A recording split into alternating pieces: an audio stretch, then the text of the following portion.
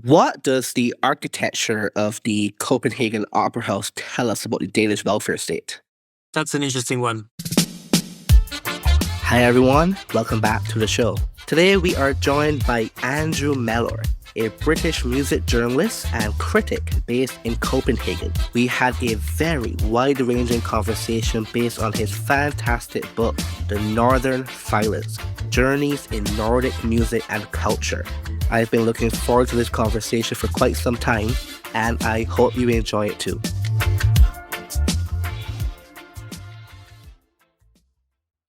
Hi, Andrew, and thank you so much for joining me on the podcast today. That's a pleasure. Lovely to be here. I'm going to jump right into the first question. Why are there no great Swedish composers? That's a good question. That one many of us have asked ourselves many times. There's something about Sweden's status in the 18th, 19th and early 20th century where it didn't have this desperation to prove itself and to emancipate itself. It had been a great nation and it had been a huge imperial power and it had lost everything. In a very modern sense, I think it came to the conclusion that that's fine. We can exist as a small nation again. We don't need to prove ourselves. We can just focus on kind of creativity and happiness. And the legacy of that is still felt very much in Denmark today. And that's the sort of situation out of which Carl Nielsen emerged. I just think that the music isn't that interesting in relation to theirs. It's not that progressive. It's very nice, but it didn't push the envelope like Sibelius and Nielsen did, and therefore it doesn't still seem so relevant. I don't know why. It must be somehow connected to Sweden's grand aristocratic history, its idea of itself. It's always been the Nordic nation with nothing to prove almost. Maybe it still enjoys that status today. So yes, I don't know. Maybe there are more boring reasons for it, like the education system there, or the system of progress and patronage was a little more tied up feudally. So talent didn't necessarily get through. That's the interesting thing about Carl Nielsen, of course, is that he was an absolute nobody, a working class, poor young man from a nothing family who succeeded as a classical musician at the time when normally that you would have had to have status and education to have succeeded. And of course, he had education, but only because he was pushed into it by his community kind of gathering around him and raising the money for him to study. The short answer is, I don't know, I haven't worked it out yet. Maybe you have some thoughts on it. It is said that it's near impossible to identify a piece of music as structurally Nordic in sound, except when it comes to Icelandic music. Why is that? This incredible aesthetic distinction has emerged in Iceland over the last, I would say, probably 2 or 3 decades, whereby there are just these characteristics which seem to unite all the composers and also across genres. There are exceptions to it, of course, but there's this sense of very slow speeds, of a sense of this very distinctive landscape in Iceland, of the way the weather changes, even if you're in Reykjavik, in the metropolis. The way the colour of the sky changes is very distinctive to Iceland. This what feels like a very rapid shift in the weather, but actually is probably happening over a period of minutes. So it's not so rapid as it seems. And these things seem to have somehow infiltrated the aesthetic of a lot of this new generation of Icelandic composers who are working now. But it's also interesting that they owe a lot to John Leifs, who was the sort of Sibelius of his day, although a century later, just under a century later. I always think about, I believe that the pace of life of a place very much dictates the kind of art that's created there. And I don't know if you sense this too, given that you're from somewhere very culturally distinctive, and yet you live and work in places other than that. So it gives you a perspective on it. But when we had the European Soccer Championships in 2016, Iceland made it into the finals, and their fans had this, they called it the Viking thunderclap, this very slow clap that would start very slowly and then very gradually increase in speed until it was a sort of full-blown applause. And it was very interesting to me that other countries tried to replicate it. Other fans from other countries tried to replicate it in the stadiums, but they could just never get the speed slow enough to begin with, and they would always speed up too quickly. That struck me as a really interesting thing, that like the Icelandics were somehow attuned to a slower speed, and the Iceland Symphony Orchestra has been releasing this series of new orchestral works by this new generation of Icelandic composers, and so many of them have just a fundamentally low speed, less than 80 beats a minute, and that's quite remarkable. There's a lot of slow, drony music being made in other parts of the Nordic region as well. But in Iceland, it's combined with this sense of textual darkness and of looking into the abyss and of this mythological phenomena. You hear it in Anna Torvaldsdottir, Veronique Vacker, a Canadian composer living in Iceland who writes very interesting music based on actual timescales of the erosion of glaciers. So she measures how much the glaciers have decreased and then maps that onto a piece of music, but scales it massively down, obviously. So you hear this process of glacial change in her music, and it is really interesting. So I think the Icelandics, it's a tiny place, and Reykjavik is a tiny capital. There's one place where you can study music degree level. So a lot of this idea of an anesthetic has come from the fact that everybody knows each other and everybody works together. And even Björk, you can hear some of her music and it sounds a lot like music by Anna Torvaldsdottir, even though they're ostensibly working in completely different genres. It can just sound the same. And yeah, it's very interesting to me. So sticking on this point of the environment having its impact, so there's a term in Finland, I always pronounce it badly, it's kaamosmensus, like the polar depression darkness, essentially, because during winter there's almost no sun for a few months, and then obviously in summer there's complete reversal. I'm wondering if you think that will have a strong effect on how a lot of Finnish composers would have historically and even currently do a lot of their music inspiration. Certainly, they've always had a tendency to look into the abyss, the Finns, and that's connected to that. Whether you talk about the darkness, the idea that they've constantly had this threat from Russia on the border, and actually from on the other border from Sweden as well in years back. And I think there's this strong sense of it in Finnish filmmaking, actually, as much as in music. I see a real parallel there. Like a lot of films from the late 20th century and early this century, where characters who are really emotionally in trouble have addiction problems and are looking into their lives and not really liking what they see. And in a paradoxical way, it's quite a healthy thing to do, because in the kind of Western capitalist societies, we're encouraged to force ourselves to toe the line and be successful and be happy. And if you're successful by doing ABC and you're happy by doing ABC. And the Nordic countries have always felt a little bit differently about that, and which is, I think, one of the reasons why they're constantly rated the happiest countries by these strange surveys that sort of various world bodies conduct. So I think the idea of being able to confront your own misery and your own depression, which you have to when it's dark outside for 2 or 3 months, you have to face up to it, is actually quite a healthy one. And also letting it out through your artistic work. So giving voice to this darkness in your artistic world maybe makes you a little bit happier. There's lots of Finnish and Danish composers who write like very kind of dark, miserable music, and then you meet them in a bar and they're very happy, joy-filled people. But Finland, yeah, you're right, and you will have experienced this as well being there. You have to roll with the punches in that dark period. And it's not even just the dark. Like October, November, March are miserable times in Finland when it's not dark yet, but it's just grey and wet. These days, we know when there's not so much snow, actually. So there used to be, even in southern Finland, in the Helsinki region, as from November through to February, March, certainly February, possibly March. And now a lot of the time there is no snow. It's just a kind of wet sludge, which is a lot more miserable than snow because it doesn't bring that lightness into the air, and there's no fun to rain, whereas there's quite a lot of fun to snow.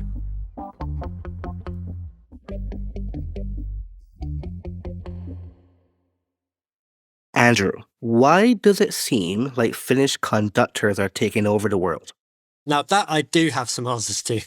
Because actually, just recently, I did a little article on this for a newspaper in Britain, and I had some ideas about it. There's some ideas in my book about it. And these are well-worn ideas, like the fact that there's more professional orchestras in Finland per capita than anywhere else in the world. So you have access to experience conducting an orchestra you're more likely to get access to an orchestra to conduct. The fact that the Sibelius Academy in Helsinki, their conducting course uniquely in the world, every lesson you're conducting a professional orchestra for 13 minutes. And then the fact that there's this individual, Jorma Pannula, who has an ability to spot conductors before they know it. He can point to someone in an orchestra and say, "You're a conductor, you should come and learn with me." And he was professor of conducting at the Sibelius Academy for many years. And one of the reasons for this massive crop of conductors is that a lot of them, they just say, "Jorma came and told me I was a conductor," and it started from there. So there's that. But I think there's also something about the way Finns communicate and about this sort of very international and yet at the same time idiosyncratic mindset that they have, which means that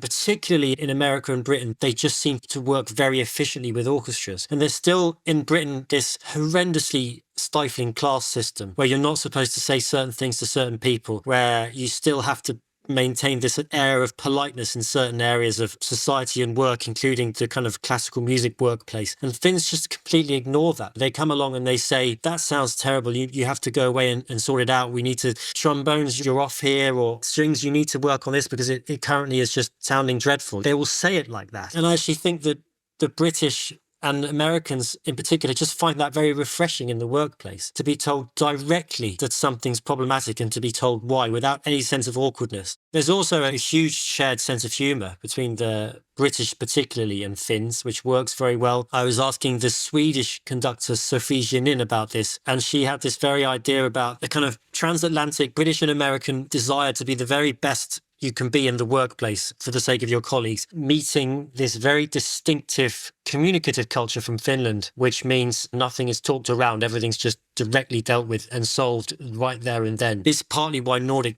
individuals have proved such effective diplomats. Yeah, think of Jens Stoltenberg, the head of NATO for many years. And his predecessor actually at NATO was a Dane. Their direct manner of communication can be very refreshing. And fundamentally, Finnish conductors are incredibly well trained. They know this guy, Jorma Panela, teaches them to use their hands. So they talk a lot less than most other conductors, and orchestras like that. They don't feel they're being lectured by Finns. And they have a certain temperament, which allows this kind of wildness to come out. At certain points, they have a restraint coupled to a sort of wildness, which I think works very well in a lot of classical music. The interesting question from a sort of musical geopolitical perspective is what's going to happen next, because Norway is absolutely determined to take over Finland in this regard, the kind of production of conductors. But isn't Norway's orchestras mostly headed by Finns? Yeah, they are. We're starting to see the traffic go the other way. So, for example, we're starting to see there's these 3 British chief conductors now at Finnish orchestras, which is all the Finnish orchestras would always just be conducted by Finns. They had enough staff to do it. They had enough talent to do it. And we're starting to see that work the other way. And we're starting to see Norwegians in particular. I mean, there's an interesting gentleman, Jasper Parrott, who runs one of the biggest talent agencies in classical music, Harrison Parrott, and a very wise man and very perceptive. And it's interesting to watch where he's spending his time. He's spending a lot more time in Norway these days. He's responsible for the careers of most of the Finnish conductors who work outside Finland. I think we'll see some movement there from Norway, maybe from Denmark too. So I have a concern about this. Is it not possible that given there's so many Finnish conductors now heading globally well-renowned orchestras, that it will have a kind of like homogenization of the orchestral sound, given that Finns do have that very similar temperament, that similar cultural background, and they all head these very distinctly German, British, American, Danish orchestras. Isn't that potentially a risk for the homogenization of orchestral sound? Yeah, I agree. It is a risk, and it's slightly unimaginative. We have this situation of the BBC Symphony Orchestra in London, where there's both the chief conductor and the principal guest conductor are Finns, and it's not particularly varied for the audience of that orchestra to have 2 Finns. And yet the remarkable thing is that despite everything we've said, and despite the fact that their temperament as human beings is similar, they're all so different technically as conductors. If you think about just 2 of the youngest ones working right now, Santtu Matias Ruovalli and Klaus Makela. They have the polar opposite social and temperamental and musical approach. Santtu has a wildness about him. He turns up in his hunting gear with an animal over his shoulder, and he doesn't care what he says. He doesn't care what language he uses. He's quite rude in a sense, but in a kind of refreshing sense. And yet Klaus is this very elegant, kind of urbane figure, always in a finely tailored suit, a kind of absolute aesthete. And they're both incredible conductors of the same, very, very similar age, both from South Finland, and yet very different. One of the great things that Jorma Panela did was that he never told anyone how to conduct. He always just allowed people to grow into themselves as conductors. And I actually think about Esa-Pekka Salonen, who I've always thought is a really fascinating musician, but just not with Finnish music. I never really want to hear him conduct Finnish music. I want to hear him conduct like Lutoslavski or Stravinsky or his own work. I suppose his own music is the exception when it comes to Finnish music. But he's not a great Sibelius conductor, if you ask me. He doesn't have that sort of particularly that manifestation of that Nordic temperament I described. I suppose I would say I do agree with you. And I think it's a danger, and it's also slightly unimaginative to have the world just fill up with Finnish conductors. But at the same time, there's a striking kind of diversity among them, even of the same generation. And then you think of, there's new generations coming up. There's the middle-aged generation, the Osmo Vanska, and then before that, Pavel Berglund and Leif Segerstam, who was very much the sort of, had their own style too. I don't know what you think, is I know you've been to the LA Phil, right? And you must have seen Finnish conductors there and elsewhere, I'm sure. Indeed, last time I saw the LA Phil, it was Dahlia. She conducted, I believe it was the Tchaikovsky violin concerto and another set of Italian new pieces. So I forget the composer's name right now. But yes, I saw her at the LA Phil, and she is Finnish. Yeah, and that's, of course, Dahlia, of course, is a woman. She brings a whole new range of temperamental qualities to music making, and she's completely different to Susanna Malki, if you ask me. That's the interesting thing. And with Dahlia, a whole new area of repertoire, a whole new world of music, and a very distinctive interpretative and gestural style that's not really that comparable. Although I suppose she does have the kind of like she has a sort of big shoulder up gestural language, which you can compare with Santu and with Leif Segerstam to some degree. The height thing, gives she's a bit short.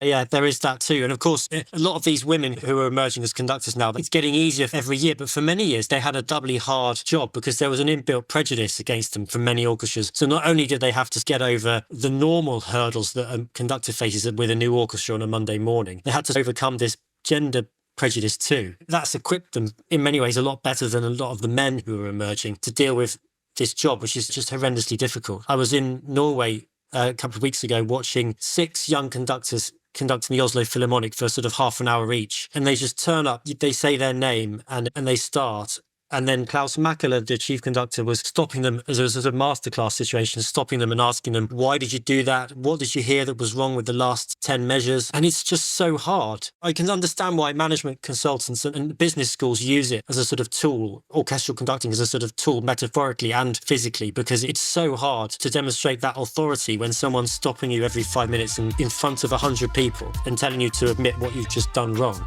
It's a very difficult profession, and I don't envy anyone who goes into it.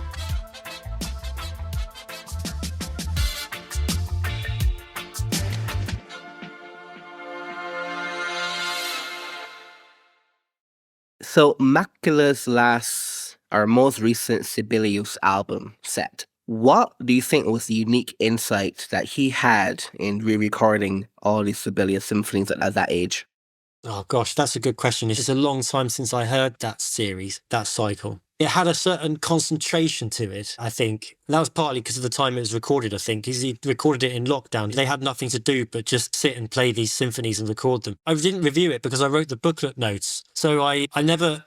My opinion on it perhaps hasn't crystallized yet, but I do think that he has a certain concentration, bar-to-bar concentration that was quite distinctive to me. And there was this very distinct sense of phraseology, but I think I would have to listen again, return to it to have a more clear opinion on it. Sorry. It was interesting, at this masterclass last week, whenever it was, the week before, they were conducting the 7th Symphony. And of course, it starts with this kind of rumbling kettle drum and this very slow bass movement upwards. And one conductor took it very slowly, and it reminded me of some of the old school Finnish conductors like Berglund. And I thought, gosh, that's really powerful, that's really effective. And Klaus came in and stopped him and said, I think you need more movement here, and you need to make it a bit more mobile. And I was almost thinking the opposite, thinking how successful it was to have it being very muddy like lava. But the playing on that, I do remember that the orchestral playing is really good, and there's this really fine.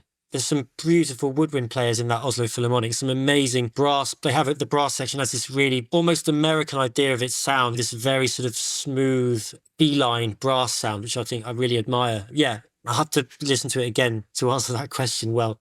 For you, are there any specific conductors that come to mind very quickly when you listen to them interpret a particular piece and suddenly a light bulb goes off in your mind and you said, oh, I finally hear it properly? For example, in my case, when I first heard Dudamel conduct Mahler 2, that was when I could say I first heard it properly. I didn't really have a very good explanation for why I felt that way. But then years later, I was watching a documentary of him about his life and conducting. I don't remember what year this was. I must have been maybe 16 or something like that. And he was conducting a master class with the Berlin Philharmonic. And he was explaining to the brass section, the trumpeters in particular, a particular way he wants them to interpret that particular measure set. And he said, think about it as the salsa players in Latin America. That was his metaphor for trying to get them to play how his ears want it to be sounded. And I heard that, I was like, that's probably it. But me coming from the Caribbean, there's something instinctive, I believe, of how Dudamel would interpret a piece, him coming from Venezuela, that would just perhaps sound more accurate to me.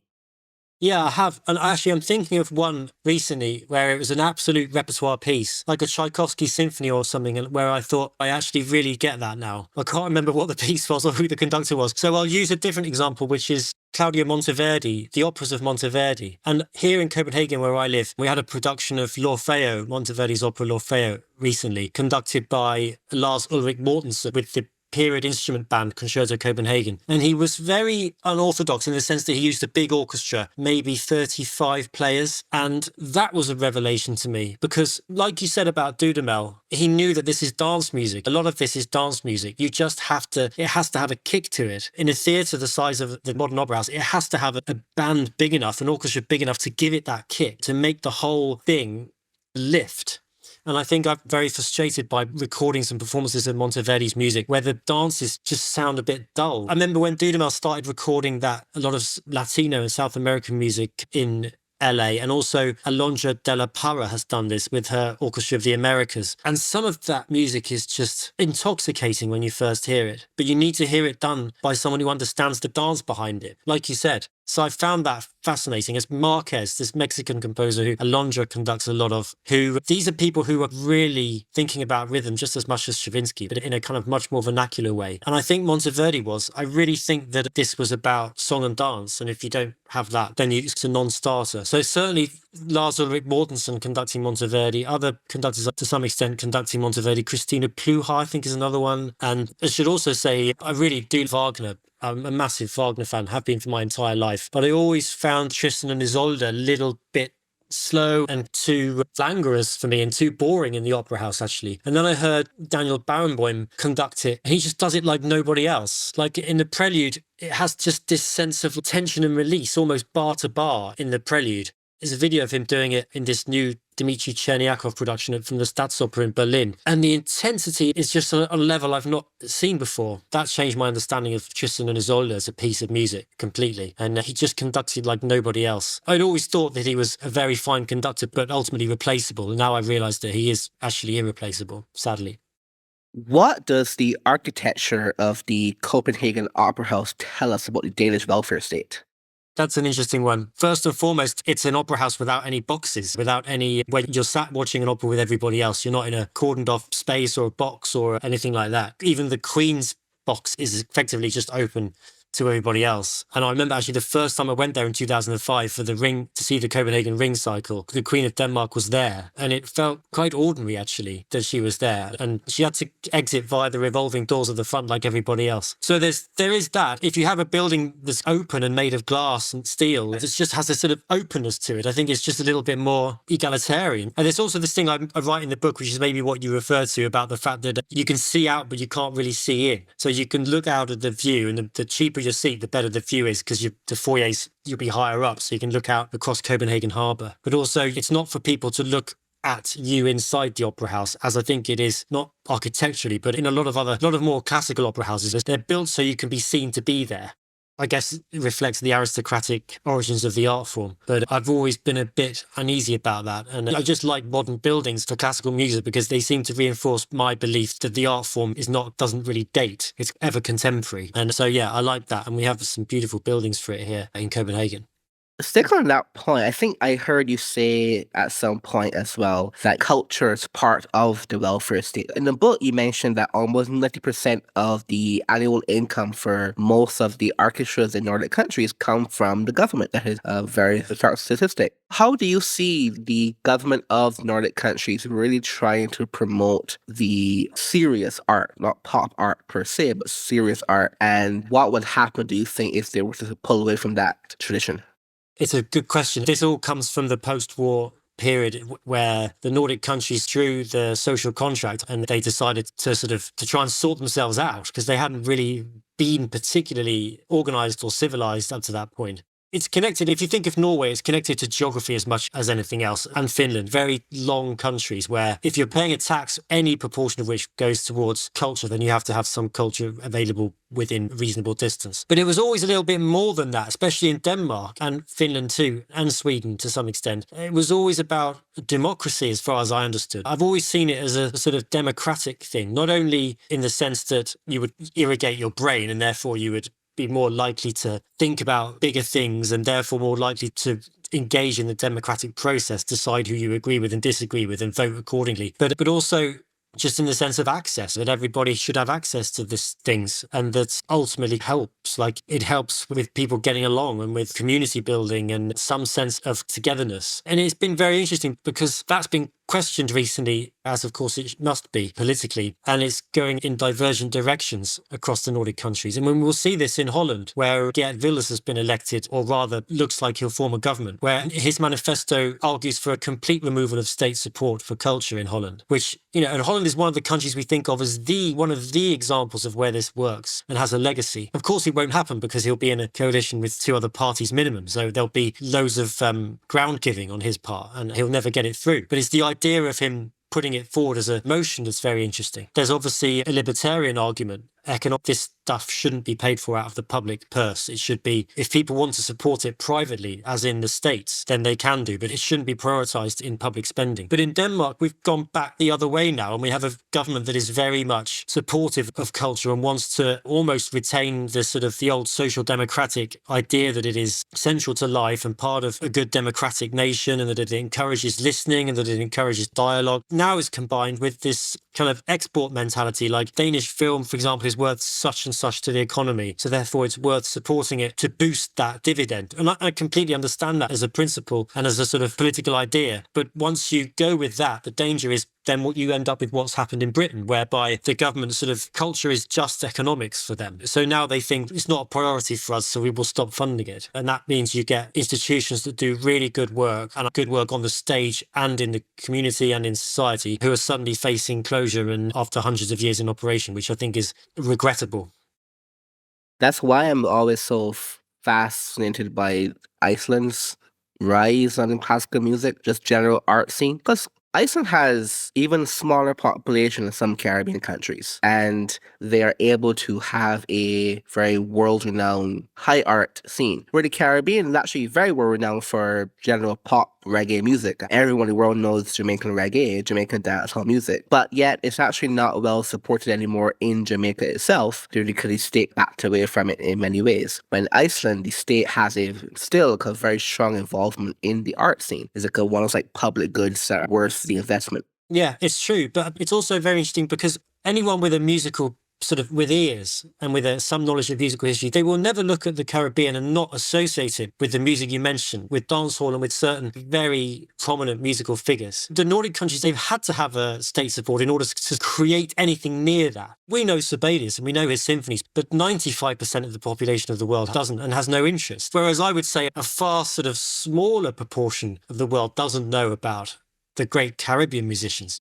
That to me makes it the problem even more dramatic, because that is definitely true. And yet in the Caribbean these days, the actual birth of new, good, internationally famous artists is even way less now. Because before, back in the 60s, 70s, 80s, Caribbean artists were household names. People couldn't name a current active Caribbean reggae singer. The most important Caribbean artist by far is obviously Rihanna right now, but she hasn't actually made any music in a decade. So it's always interesting that there's still that weird decline happen where the state didn't capitalize that much on the, call it branding, call it potential of economic growth, anything you want to say, but they didn't capitalize on that thing we had in the 70s and 80s, and now it's actually substantially diminished. Now you have Afrobeats as the main kind of art form these days. Yeah, I see what you mean. And it's also about the development of the art form, right? And if you have an art form like reggae, how is it developing? And you touched on this in your really interesting conversation with Tyler. Once something gets swallowed up by the global music industry, it doesn't necessarily make it less good, but certain identities disappear from it. And you get like this sort of mush of like quite interesting progressive music. There's bits and pieces from everywhere, so you lose some sense of identity. And you were talking about very progressive jazz artists and how and why can these musicians be supported, and do they deserve that support? And sometimes I think about classical music and I think really what really needs the money is like kind of very niche jazz and contemporary music, more than something like the kind of classical tradition, which in a sense will look after itself. The difference in the Nordic countries is that it's the classical music institutions who have a vested interest in the kind of radical avant-garde who look after it, and they exist far more easily side by side. And like you say, Iceland's really interesting in that regard. It's perfectly ordinary to sit and listen to Tchaikovsky's Fifth Symphony and then go and have a drink in the bar for 20 minutes and then come back and listen to a kind of insane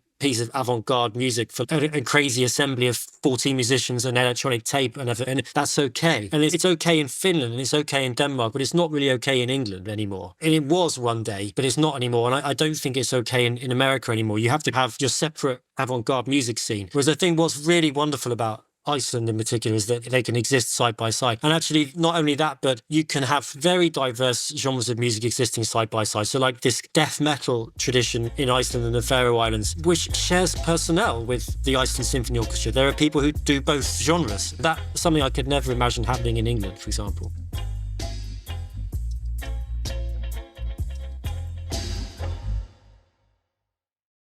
Why should we all be excited about Faroe Island folk music?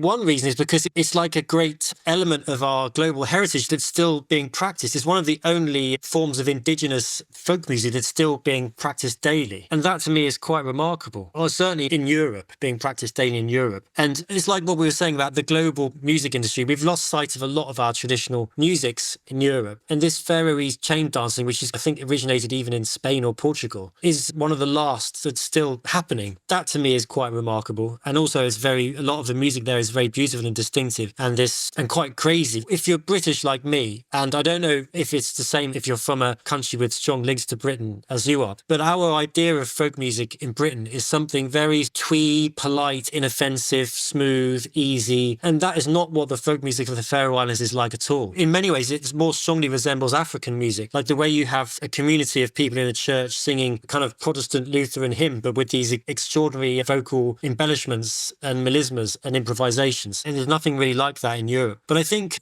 if it's like we were saying about Iceland, it's just a tiny place where music is completely cross-fertilized. So you cannot grow up even as a classical musician like you can in many places in Britain and America, where you can just play classical music your whole life and not really have anything beyond that in your vision. Whereas that can't happen in the Faroe Islands, because you'll be forced into playing in someone's band, you'll be forced to play folk music, you'll be forced to help out at a DJ set somewhere. There's 15 people in the capital kind of organizing everything. So you'll be roped into something, whether you like it or not. And that's a very interesting way of maturing as a musician for me. That's why there's so much interesting music coming from there. There's also lots of very bland derivative music coming from the Faroe Islands. That's almost even more remarkable. That can happen. Besides the fantastic group Capita, who should we all be listening to from the Faroe Islands? I really like this singer-songwriter called Connie Cass. I heard her play there, I think in 2016 or 17. There's nothing overtly Faroese about her music. She just sings good, relatively mildly sophisticated saxophone-strewn kind of songs, ballads and like soul-infused songs, which I really like. There's an amazing composer, Sunleif Rasmussen, who writes big symphonies and also smaller classical notated works, but he's a very interesting guy, and he is absolutely trying to listen to the nation around him and build a music from it, like Sibelius was doing 100 years previously. And then there's Christian Black, who's the sort of Mr. Music, really, in the Faroe Islands. So he organises everybody and runs this incredible organisation called Tuttle, which is like a record shop, other things like a record label, a festival, a ticket agency. And he also writes music and makes electronic music, which is very interesting to listen to. And then there's all these death metal bands, which some of them I mentioned in the book. They're quite something to come across. And when you've been there in this forbidding landscape, I don't know if you've ever been to the Faroe Islands. I have not been. It's just like nowhere else on earth, really, like the most extraordinary landscape. And the idea of a series of islands that you can see them all almost. That's how close they are together. And you have to hop between them on boats or bridges or tunnels. And it's a forbidding place to be. The landscape is telling you not to stick around, like you are not welcome here. And that is good, a good mental state to be in, to like engage with like music, I think. This is very exciting. A few years ago, I saw an exhibit in Fotografiska in no, it was Kiasma in Helsinki, where it was an exhibition focusing on, it was a video of women in traditional Sami dress, but they were dancing to Jamaican dancehall music. In my mind, it's just the most outrageous things just come across randomly in Helsinki. But I never followed up on this. But do you have anything to share about Sami folk music? Yeah, it's much the same as the Faroese, an extraordinary living tradition. For the Sami, of course, it's a little sadder and more lined with tragedy because they are a community very much under threat and has been misunderstood and ignored by the Nordic governments for many years. So it's almost become a protest, sort of a form of protest song, which of course it never was intended to be. But yeah, the Sami and the yoiks, the reindeer calls that the Sami use, which we call yoiks, are a very intense form of music making. And the Sami have this belief that, yeah, so this is, as you said, this is the indigenous tribe that live in the far north of Sweden, Finland, Norway, and Russia. And they have this sort of belief that through the yoik, through this kind of incantation, this vocal incantation that a single person does with no amplification, they can transform themselves into other beings, so into a mosquito or into a wolf or into sort of animal or plant life. And it's extraordinary to hear it and to come across it, really. It's almost not like music, it's more like prayer, I would say, some sort of form of prayer. It's very fascinating to think of the kind of connection between Caribbean culture and Nordic culture. But of course, the Nordic countries are very different, but united by this kind of umbrella term, Nordic countries, and they have like basic sort of commonalities. And I suppose maybe it's similar in the Caribbean. I have to say, I've never visited. There's a sort of sense of cultures existing side by side and yet having a lot in common and yet being somehow distinctive. And the yoik is a personal thing, so it's never the same. And everyone yoiks differently. It's based on how your voice sounds in its most natural form. So I guess that's an extension of the idea. It's a genre, but of course it's very particular to the individual who's actually singing it. For someone who wants to visit Copenhagen, they've never been there, they have 4 days, what should they be doing? I think even before music, you have to eat something. The food scene here is really remarkable. It's incredible. Unfortunately, it's very expensive. But Copenhagen has the most amazing restaurants and street food. And this is a kind of culture that's really emerged since over the last decade. And it's exploded since I moved here in 2015. So I would say definitely pick one really good restaurant and spend all your money going to somewhere really nice. Gosh, it's hard to think now of what I would recommend. I went to a really fantastic Japanese-Italian fusion restaurant recently. It was a gift card, so I wasn't paying myself. But yeah, that's good. But the top ones are very much well-known, like Geranium, which is the most Michelin-starred restaurant in the world right now, I think. But then there's also really lovely places that are a little less kind of pretentious than that. I think Noma is closed now, right? Yeah, Noma has closed, but there's a really nice restaurant in the building where Noma used to be, which, again, the name escapes me. But anyway, there's that. And then, of course, there's a fantastic bar scene in Copenhagen where you can go into these, like, bodega-style underground bars where people can still smoke indoors and it's stepping back in time. And that's a really fun thing to do. It's really interesting to see the new architecture, of course. We have the most wonderful architecture scene down the harbour. You can just pick off the new buildings, award-winning buildings, just take a boat tour around the harbour, you'll see them all. And Tivoli, the fantastic fairground in the city centre, which is also quite expensive, but you can get good food in there too. There's some nice restaurants or just a hot dog. The Danes do hot dogs really well. So if you go into 7-Eleven and ask for a Fransk hot dog, French hot dog, it's a very delicious sausage stuffed into a French-style baguette with a solid end, so the sausage will never fall out. And that's something that is really good to do.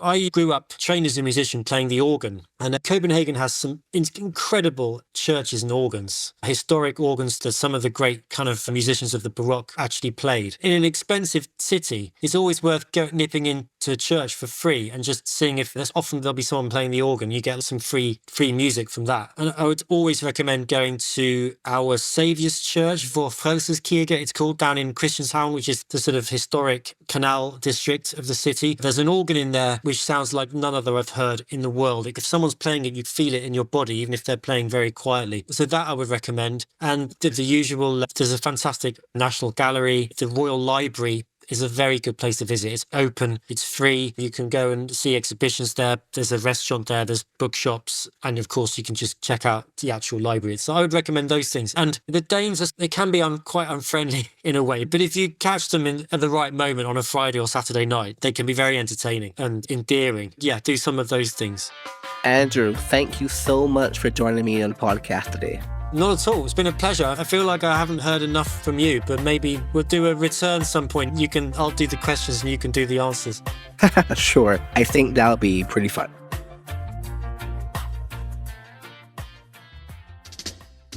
That's it for this episode. For updates about the podcast, please subscribe to our Substack blog found on cpsi.media. You can also read our newsletters and long-form content on Caribbean policy improvements.